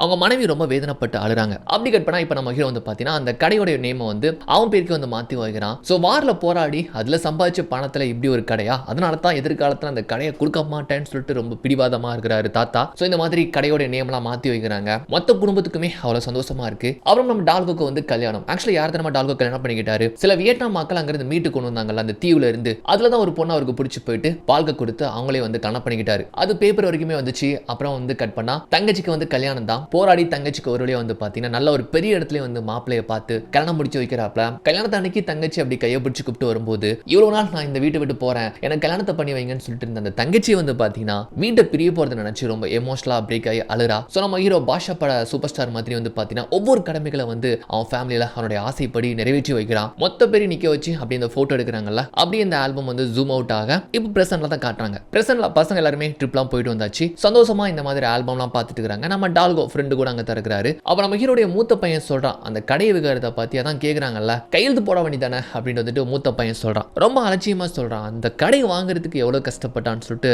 இங்க இருக்கிற யாருக்குமே தெரியாது, நம்ம டால்கோவை தவிர. ஆனால் டால்கோ கூட என்ன சொல்றாருன்னா அது கொடுத்துருன்னு சொல்றாரு. இல்ல தங்கச்சி வர அதான் பசங்களே சொல்றாங்களே அதெல்லாம் கொடுத்துட வேண்டியதானு சொல்றப்போ அங்கிருந்து நம்ம தாத்தா பொசுக்குன்னு கோவப்பட்டு அங்கிருந்து எஞ்சி வராரு. எஞ்சி வந்து அப்படியே வந்து பார்த்தீங்கன்னா ஒரு தம் எடுத்து பற்ற வச்சு அப்படி ரிலாக்ஸா வந்து பழசை பத்தி நினைச்சு பாக்குறாரு. தங்கச்சியை தேடுறதுக்காக அப்பா வந்து கப்பல்ல இருந்து இறங்குறப்போ ஒரு விஷயம் சொல்லியிருப்பாரு. ஒருவேளை அப்பா திரும்ப வர முடியலன்னா நீங்க எப்படியாச்சும் அத்தையோட வீட்டுக்கு போய் தஞ்சை புகுந்துருங்க, அப்புறம் அத்தை நடத்தக்கூடிய அந்த கடைக்கு நீங்களும் வந்து உதவி பண்ணுங்க, நான் அப்பா வந்து சீக்கிரமா வந்து சேர்ந்துருவேன் அப்படின்னு வந்து சொல்லிதான் அப்பா அங்கிருந்து கீழே இறங்கியிருப்பாரு. ஸோ அப்பாவுடைய ஆசையை வந்து சரி ஓகே அந்த கடையை நம்ம பார்த்துக்கணும் அப்படிங்கிறது தான் வந்து அப்பவே சொல்லியிருப்பாரு. அதெல்லாம் நினைச்சு பார்க்குறான். இப்போ இதுல இருந்து 1983 இந்த கொரியன் நாடே வந்து பார்த்தீங்கன்னா கொஞ்சம் இந்த வார் போர் அப்படின்னு சொல்லிட்டு பல போராட்டங்களுக்கு அப்புறமா கொஞ்சம் ரிலாக்ஸா ஒரு அமைதியான வாழ்க்கையை வாழ தொடங்கினாங்க. அப்பதான் கொரிய கவர்மெண்ட் வந்து என்ன பண்ணுச்சுன்னா வார்ல பிரிஞ்சு போன உறவுகளை ஒன்று சேர்க்கறதுக்கான ஒரு முயற்சியில ஈடுபட்டாங்க. ஃபேமிலி ரீயூனிஃபிகேஷன் ப்ரோக்ராம் அப்படின்னு சொல்லிட்டு பிரிந்த உறவுகளை சேர்க்கக்கூடிய ஒரு திட்டம். மக்களை மீடியா மூலமாகவும் காணொலி மூலமாகவும் ரேடியோ மூலமாகவும் தலைநகரான சியோல வந்து மக்கள் பிரிந்த உறவுகளை தேடுறதுக்காக பலகைகளை பெயர்களை எழுதி போஸ்டர்ஸ் ஒட்டி அங்கங்க அவங்க உறவுகளை தேடி அலைஞ்சாங்க. அதுல தான் நம்ம ஹீரோ தங்கச்சியும் அப்பாவும் தேடி ஃப்ரெண்டோட பூசான்ல இருந்து இவன் சியோலுக்கு வந்திருப்பான். எக்கச்சக்கமான மக்கள் பிரிந்து போன மக்கள் அவங்க உறவுகளை தேடி வந்து பார்த்தீங்கன்னா அங்கங்க எதிர்பார்த்து பெயர் பலகைகள் போஸ்டர்கள் சொல்லிட்டு ஒட்டியிருப்பாங்க. பிரிந்து போனவங்க கொஞ்சம் நஞ்சம் கிடையாது, அவ்வளவு பேர், அவ்வளவு மக்கள், அவ்வளவு போஸ்டர்ஸ். அதுக்கு மத்தியில் தன்னுடைய தங்கச்சியும் தன்னுடைய அப்பாவையும் எப்படி தேடுதுன்னு சொல்லிட்டு பல இடங்கள்ல இவங்க அந்த போஸ்டர் பெயர்கள் எல்லாத்தையுமே வந்து தேடி பார்க்கறாங்க. அண்ட் இவங்களும் கூட முடிஞ்ச அளவுக்கு எல்லா பக்கத்துலயுமே நோட்டீஸ் எல்லாம் ஒட்டுறாங்க. இது போக தொலைக்காட்சி லைவ்லேயே வந்து பார்த்தீங்கன்னா பிரிந்த சொந்தங்களை வந்து சேர்த்து வைக்கிறதெல்லாம் பார்க்குறப்போ மக்களுக்கே ஆனந்த கண்ணீருங்க. அப்படி கொஞ்சம் கொஞ்சமா வார்ல செப்பரேட் ஆன ஒவ்வொருத்தங்களையும் வந்து சேர்த்து வைக்கிறாங்க. அந்த ஒரு நம்பிக்கையில தான் நம்ம ஹீரோ கூட இங்க வந்திருப்பான். தங்கச்சிக்காகவும் அப்பாவுக்காகவும் வந்து போர்டு பிடிச்சிருப்பான். ஸோ அப்படி வந்து நேரிலே வந்து பார்த்தீங்கன்னா ஒவ்வொருத்தங்க கிட்டே வந்து பேட்டி எடுத்து அவங்களுடைய அங்க அடையாளங்கள் இது எல்லாத்தையுமே கேட்டுட்டு வந்துட்டு இருக்காங்க. நம்ம ஹீரோ கிட்ட வந்து கேட்குறாங்க. இதெல்லாம் பார்த்தீங்கன்னா நாடு முழுவதும் பார்த்துட்டு இருக்காங்க. அம்மா கூட பார்க்குறாங்க, ஃபேமிலி பார்க்குறாங்க. அப்போ ஹீரோ அவங்களுடைய அப்பாவுடைய பேரு அண்ட் தங்கச்சியோடைய பேரு அவருடைய அடையாளமா வந்து இடது பக்க காதுல வந்து மச்சம் இருக்குமா. ஸோ இதெல்லாம் வந்து சொல்றான். அது போக கடைசியா அவன் தங்கச்சி அவனை விட்டு கீழே விழுறப்போ அந்த துணி மட்டும் தான் மிஞ்சி போயிருக்கும். அந்த துணியோடைய அந்த ஒரு பகுதியை வர காமிச்சு இதுதான் என் தங்கச்சி வந்து கடைசியா போட்டிருந்த ஒரு ஆடையோடைய துணி, எங்க அம்மா தச்சதுன்னு சொல்லிட்டு இந்த மாதிரி ரொம்ப சென்டிமெண்டா பேசுறான். இதெல்லாம் அழுதுகிட்டே ஒரு மாதிரி இங்க பார்த்துட்டு இருக்காங்க. ஸோ தங்கச்சியும் அப்பாவும் கண்டுபிடிக்கிற வரைக்குமே நம்ம ஹீரோவும் ஃப்ரெண்டும் வந்து பார்த்தீங்கன்னா அங்கே ஒரு ரூம் எடுத்து தங்கி இருக்கிறாங்க. ஸோ தகவல் கொடுத்துட்டு வந்தாச்சுல. ஸோ இப்போ ஒரு ஃபோன் வருது. நம்ம டால்கோ தான் இருக்கிறாரு. என்னன்னு பார்த்தா நம்ம ஹீரோடைய அப்பா வந்து கண்டுபிடிச்சதை வந்து சொல்றாங்க. அவ்வளவு சந்தோஷமா அங்க இருந்து ரெண்டு பேருமே அந்த தொலைக்காட்சி நிகழ்ச்சி நடக்கக்கூடிய இடத்துக்கு வந்து போறாங்க. ஸோ அங்க போனதுமே வந்து பார்த்தீங்கன்னா இந்த மாதிரி லைவ் தான் டெலிகாஸ்ட் ஆகிட்டு இருக்குது. நம்ம ஹீரோ அப்பா பார்க்குற ஒரு ஆர்வத்தில் அங்கே போறான். ஸோ இங்க எப்படி நம்ம ஹீரோ கண்டுபிடிச்சிருக்காங்களோ அதே மாதிரி அப்பா வந்து இந்த தொலைக்காட்சி நடத்தக்கூடிய இன்னொரு இடத்துல வந்து கண்டுபிடிச்சிருக்காங்க. ஸோ ரெண்டு பேருமே நேர்காணல பேச வச்சு ரெண்டு பேருமே அப்பா மகனான்னு வந்து தெரிஞ்சுக்கிறதுக்காக அது டெலிகாஸ்ட் செய்யப்படுது. ஸோ அங்க இருக்கிறவர் வந்து சொல்றாரு இந்த மாதிரி நம்ம ஹீரோடைய பேரை சொல்லி கேட்கிறாரு. ஆமா அதுதான் நம்ம ஹீரோடைய பேரு. கடைசி இந்த மாதிரி இந்த துறைமுகத்துல தான் என்னுடைய பையன் கப்பல்ல இருந்து மிஸ் ஆனா அப்படிங்கிறத பத்தி கரெக்டா சொல்றாரு. இதை கூட அம்மா கூட பார்த்துட்டு இருக்காங்க. ஆனா அம்மாவுக்கு புரிஞ்சு போயிடுச்சு இது வந்து தன்னுடைய கணவர் கிடையாதுன்னு சொல்லிட்டு. எஸ் அவர் சொல்லக்கூடிய அங்க அடையாளங்களை வச்சு பாக்குறப்போ இது வந்து நம்ம ஹீரோடைய அப்பாவே கிடையாதுங்க. அப்படி ரொம்ப மனசுடைஞ்சு போயிருந்தான். ஏன் இந்த நிகழ்ச்சி பாக்குறவங்களுக்கு வந்து ரொம்ப கஷ்டமாயிருது. ஏன்னா ரெண்டு உறவுகள் ஒரே நிகழ்ச்சியில வந்து சேர்ந்து போற அந்த சந்தோஷம் ஆனந்த கண்ணீர் அவங்க சேர்ந்து போகலன்னா இருக்கிற அந்த வருத்தம் கூட மக்கள் அந்த அளவுக்கு ரொம்ப ஆர்வமா ரொம்ப எமோஷனலா பாக்குறாங்க. ஹீரோடைய அம்மாவுக்கு ரொம்ப கஷ்டமாயிருது. ஏன்னா தன்னுடைய வயசாயிருச்சு, நம்ம சாகிறதுக்கு முன்னால பார்க்க முடியாதுன்னு சொல்லிட்டு அவ்வளவு வேதனை. வெளியே வந்து கூட நம்ம ஹீரோ கொஞ்சம் சோகமா இருக்கிறான். டால்கோ தான் ஆறுதல் படுத்துறான். சரி விடுறா, கண்டுபிடிச்சலாம்டா அப்படின்னு சொல்லிட்டு இருக்கிறான். அந்த பில்டிங் முன்னால பாருங்களேன், இதெல்லாம் உண்மையா நடந்த சம்பவம். அதை தான் அப்படி தத்ரூபமா காட்டுறாங்க. எத்தனை பேர் பாருங்களேன், அவங்க சொந்த ஊரை விட்டு, அவங்க ஸ்டேட்டை விட்டு, இந்த மாதிரி நம்ம டெல்லிக்கு போயிட்டு நம்ம பிரிஞ்சு போனவங்களை தேடி போனா எப்படி இருக்கும், அந்த மாதிரி தான் தங்க வசதி இல்லாம கிடைக்கிற இடத்துல அப்படியே படுத்துக்கிட்டு தேடி வந்தவங்க நம்ம வந்து கண்டுபிடிச்சிட மாட்டோமாங்கிற அந்த ஏக்கத்துல தான் மக்கள் அங்கேயும் இங்கேயுமா அப்படியே வந்து நைட்டு பகல் தூங்காம கிடக்கிறதெல்லாம் பார்த்து ரொம்ப கஷ்டமாயிருது. எங்க அம்மா வந்துட்டு மகளையும் தன்னுடைய கணவரையும் பார்க்க முடியாம போயிருமோன்னு சொல்லிட்டு ரொம்ப வேதனையா இருக்கிறாங்க. அப்போ ஒரு போன் வருது. ஹீரோடைய தங்கச்சிங்க தானே இருக்கிறாங்க, அவங்க தான் எடுத்து பேசுறாங்க. ஏதோ ஒரு சந்தோஷமான செய்தி போல. அப்படியே கட் பண்ணா இந்த பக்கமா நம்ம ஹீரோக்கு இன்னொரு அழைப்பு வந்திருக்குது. இன்னொரு நேர்காணல். இந்த மாதிரி நம்ம ஹீரோடைய தங்கச்சி வந்து கிடைச்சிருக்கிறதா சொல்லிட்டு டெலிவிஷன்ல இருந்து கூப்பிட்டுருக்காங்க. ஸோ இவனும் போறான். பரபரப்பா அந்த நேர்காணலை வந்து அரேஞ்ச் பண்றாங்க. எங்க அம்மா தங்கச்சி, தங்கச்சியுடைய புருஷன், குழந்தைங்க எல்லாருமே உட்காந்துருக்காங்க. அம்மாவுக்கு தான் தன்னுடைய பொண்ணா இருக்குமா, தன்னுடைய பொண்ணை கண்டுபிடிச்சிட்டாங்கன்னு சொல்லிட்டு அப்படி ஒரு எதிர்பார்ப்புல உட்காந்துருக்காங்களா. ஸோ நம்ம ஹீரோக்கு முன்னால அந்த டிவில ஒரு லேடி வந்து பேசுறாங்க. ஆக்சுவலா வந்து அவங்க இங்கிலீஷ்ல தான் பேசுறாங்க. இவங்க கொடுத்த அங்க அடையாளங்களை வச்சு இது தன்னுடைய அண்ணனா இருக்குமோன்னு சொல்லிட்டு தான் அவங்க கான்டாக்ட் பண்ணிருக்காங்க போல. அந்த பக்கமா ஒரு டிரான்ஸ்லேட்டர், இந்த பக்கமா ஒரு டிரான்ஸ்லேட்டர். அவங்க என்ன சொல்றாங்கன்னா, நான் சின்ன குழந்தையா இருக்கிறப்போ அந்த துறைமுக பக்கமா நான் தொலைஞ்சு போயிட்டேன். என்ன யூஎஸ் ஆர்மி தான் எடுத்து ஒரு அனாதை இல்லத்துல சேர்த்தாங்க. அதுக்கப்புறம் ஒரு அமெரிக்க குடும்பம் தான், ஒரு தம்பதி தான் எடுத்து என்ன வளர்த்தாங்க அப்படின்னு வந்துட்டு சொல்றாங்க. ஸோ அவங்க ஆங்கிலத்துல சொல்ல இங்க வந்து டிரான்ஸ்லேட் பண்றாங்களா. நம்ம ஹீரோ வந்து ரொம்ப எமோஷனலா சொல்றான். இந்த மாதிரி உன் பேர் மாங்சூனான்னு சொல்லிட்டு கேட்கிறான். அதுக்கு அவங்க சொல்றாங்க, எனக்கு பேர்ல ஞாபகம் இல்ல, எங்க அண்ணன் கையை பிடிச்சி அந்த கூட்டத்துக்கு மத்தியில என்ன கூப்பிட்டு போன ஞாபகம் இருக்கு, கொஞ்சம் கொஞ்சம் ஞாபகம் இருக்கு, என்ன பிடிச்சிக்கோ, என்ன விட்டுறாதன்னு சொன்னா அது ஞாபகம் இருக்குன்னு சொல்றப்போ அப்புறம் வந்து இவன் கேட்கிறான், உனக்கு அப்ப எந்த ஊரு, சொந்த ஊர் ஞாபகம் இருக்குன்னு கேட்டா அவங்களுக்கு எதுவுமே ஞாபகம் இல்லைங்க. அவங்க ரொம்ப சின்ன பொண்ணு போல. உடனே என்னடா இதுன்னு சொல்லிட்டு ரொம்ப ரொம்ப வேதனை அடைஞ்சு போற மாதிரி தெரியுது. எல்லாத்தையுமே பாக்குறாங்க. ஸோ இந்த உறவும் சேர்ந்து போகத்தான்னு சொல்லிட்டு ஒரு ஏக்கத்தில் எல்லாருமே பார்த்துட்டு இருக்காங்க தெரியுமா. அப்பதான் நம்ம ஹீரோ கேட்கிறான், இந்த மாதிரி என் தங்கச்சிக்கு காதுக்கு பின்னால ஒரு மச்சம் இருக்குன்னு சொன்னதுக்கு அப்புறமா அந்த லேடியை உடஞ்சு அழுதுட்டு அப்படியே வந்து காட்டுறாங்க பாருங்க. ஆக்சுவலா வந்து பாத்தீங்கன்னா இதுதான் நம்ம ஹீரோடைய தங்கச்சிங்க மாக்சூன். அதுலயும் கடைசியா தன்னுடைய தங்கச்சி அணிந்திருந்த அந்த ஆடையோட ஒரு பகுதியை காமிச்சதும் அவங்க கூட இன்னும் வரைக்குமே அவங்க கையில அந்த துணியை வச்சிருப்பாங்கன்னு நினைக்கிறேன். அதை எடுத்து காமிக்கிறாங்க. அவ்வளவுதான், இதுக்கு மேல என்ன வேணும். அண்ணன் தங்கச்சி ரெண்டு பேருமே அந்த லைவ்லயே வந்து அழுது உடஞ்சு போயிருந்தாங்க. இதை பாக்குற ஃபேமிலி அம்மா வந்து பாத்தீங்கன்னா, சாகிறதுக்குள்ள என் பொண்ணை பார்த்துட்டேன், என் பொண்ணு கரெக்டா அப்படின்ட்டு அவங்க பெருத்த சந்தோஷத்துல அப்படியே அழுது போறாங்க. ஆடியன்ஸ்க்கு முத கொண்டு ஏதோ விக்ரமன் படம் பார்த்த மாதிரி அப்படியே ரொம்ப சென்டிமெண்டா ஆயிடுது. பயங்கரமான சோக கீதங்கள் தான். இந்த பக்கமும் பாத்தீங்கன்னா அந்த டிரான்ஸ்லேட் பண்ண லேடி இருந்து நிகழ்ச்சியை நடத்தினவங்க இருந்து அப்படி இப்படி ஒரு உறவை நம்ம சேர்த்து வச்சிட்டோம் அப்படின்ட்டு அவங்களுக்கு ரொம்ப பெருமை, சந்தோஷம். நம்ம ஹீரோ கூட எல்லாருக்கிட்டையும் தேங்க் பண்றான். டால்கோக்கு அவ்வளவு ஹாப்பியா இருக்குது, நம்ம கண்டுபிடிச்சிட்டோம்டா அப்படின்னு சொல்லிட்டு சந்தோஷம் துள்ளி குதிக்கிறானுங்க. அப்படி கட் பண்ணா பொண்ணு வந்து பாத்தீங்கன்னா உடனே வந்து அவங்க ஃபேமிலியோட அங்க வராங்க. அவங்களுக்கு கல்யாணம் ஆயிடுச்சு, அமெரிக்காவிலே கல்யாணம் முடிச்சு ஒரு பொண்ணு போல. ஸோ பொண்ணு அம்மாவும் இத்தனை வருஷத்துக்கு அப்புறம் பிரிஞ்சு போனா அவங்களுக்கு எப்படி இருக்கும்ல. ஸோ அழுது தீர்த்து அவங்க அன்பை பாசத்தை போட்டு அப்படி வெளிப்படுத்தி இத்தனை வருஷத்துக்கு அப்புறம் தன்னுடைய பொண்ணை பார்த்துட்டேன், அம்மாவை பார்த்துட்டேன், அந்த குடும்பத்துக்கு அப்படி ஒரு மனசு நிறைவா இருக்குது. அவங்களுக்கு சொல்ல போன ஒரே ஒரு குறை அவங்க அப்பாவை கண்டுபிடிக்கல அப்படிங்கிறது தான். இருந்தாலுமே நம்ம மகளையாச்சும் பார்த்துட்டோமேன்னு சொல்லிட்டு அவங்களுக்கு அப்படி ஒரு ஆனந்தம். இருக்கிற கடைசி நாட்கள்ல அம்மா வந்து பாத்தீங்கன்னா தன்னுடைய மகளோடைய நேரத்தை வந்து கழிக்கிறாங்க, செலவிடுறாங்க. அப்புறம் ஒரு வருஷம் கழிச்சு அம்மாவும் இறந்து போறாங்களாம். கட் பண்ணா இப்ப பிரசன்ட்ல அவங்களுக்கு நினைவுலான்னு சொன்னாங்க தெரியுமா. அன்னைக்கு வந்து பாத்தீங்கன்னா அந்த மாதிரி அவங்களுக்கு படையெல்லாம் போட்டு சாமியெல்லாம் மொத்த ஃபேமிலியா கும்பிட்டுட்டு அப்புறம் சாப்பிட்டு முடிச்சு குடும்பமா ஒரு குதூகலமா அவங்களுக்குள்ள ஒரு லூட்டி அப்படி செம ஜாலியா வைபா போயிட்டு இருக்குதா. தாத்தாவும் நல்லா ஜாலியா அவங்களோட நேரத்தை ஸ்பெண்ட் பண்ணிட்டு அப்படியே எழுந்துச்சு ஒரு மாதிரி அவருடைய அறைக்குள்ள வராரு. அப்படியே அப்பாவுடைய புகைப்படத்தை பார்த்து ரொம்ப சென்டிமெண்டா கண்கள் கலங்கி, அப்பா நீங்க சொன்ன மாதிரி உங்க ஆசையை நான் நிறைவேற்றி வச்சிட்டேன், தங்கச்சி கண்டுபிடிச்சிட்டேன், எல்லாருக்குமே நல்ல வாழ்க்கையை அமைச்சு கொடுத்துட்டேன், நானும் சந்தோஷமா வாழ்ந்துட்டேன், வாழ்ந்துகிட்டே இருக்கிறேன். ஆனா ஒன்னே ஒண்ணு, உங்களை மட்டும் என்னால கண்டுபிடிக்கவே முடியல. அம்மாவுடைய கடைசி ஆசையே உங்களை எப்படியாச்சும் ஒரு தடவையாச்சும் கடைசியா பார்க்கணும் அப்படிங்கிறது தான். ஆனா நீங்க வரவே இல்லையே அப்படின்னு சொல்லி தான் ரொம்ப வேதனையா இத்தனை வயசுலயும் அப்பாவை நினைச்சு ரொம்ப கஷ்டப்படுறாரு. அப்படியே இப்போ நம்ம ஹீரோ வந்து சின்ன பையன் இருக்கிற மாதிரியும் அப்பா அங்க இருந்து அப்பா வர மாதிரியும் அப்பா சொல்றாரு, அழாதப்பா, அப்பா எப்போதுமே உன் கூட இருக்கிறேன். நான் சொன்னதை விட இந்த குடும்பத்துக்கு ஒரு தலைவனா இருந்து நீ எல்லாத்தையுமே பொறுப்பா எல்லா கடமைகளையுமே செஞ்சு முடிச்சிட்டப்பா. உன்னை நினைச்சு எனக்கு ரொம்ப பெருமையா இருக்கு, நீ சாதிச்சிட்ட அப்படின்னு சொல்லிட்டு அப்பாவே வந்து இப்படி கட்டி பிடிக்க, அப்பா நான் உங்களை ரொம்ப மிஸ் பண்றேன்ப்பான்னு சொல்லிட்டு இந்த சின்ன பையன் இருக்கக்கூடிய நம்ம ஹீரோ வந்து அப்பாவை அப்படி ஹக் பண்றாரு. ஆக்சுவலா நம்ம ஹீரோ தான் வந்து பாத்தீங்கன்னா அப்பாவுடைய ஒரு ஆடையை எடுத்து அவர் ரொம்ப மிஸ் பண்ணி நினைச்சு பாக்குறாரு. வயசானதுக்கு அப்புறம் ரொம்ப வெறப்பா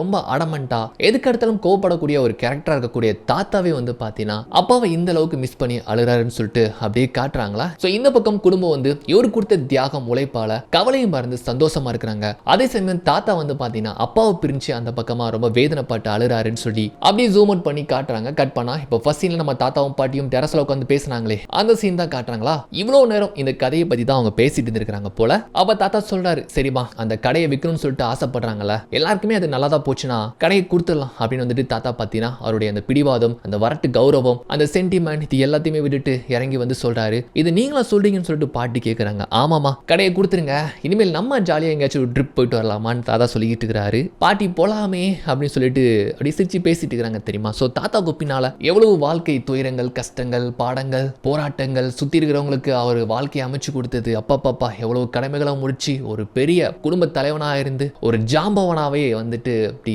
உட்காந்து நிம்மதியான ஒரு வாழ்க்கையை வாழ்ந்துட்டு இருக்கிறாங்கன்னு சொல்லிட்டு என்னெல்லாமோ சொல்லிக்கிட்டு இருக்கிறாங்க கடைசி ஒரு ஃபினிஷிங்கில். ஸோ என்ன நினைக்கிறீங்கன்னு சொல்லிட்டு கீழே கமெண்ட் பண்ணுங்க. நெக்ஸ்ட் வீடியோ பார்க்கறதுக்கு முன்னால் நம்ம சேனலை மறக்காம சப்ஸ்கிரைப் பண்ணுங்க.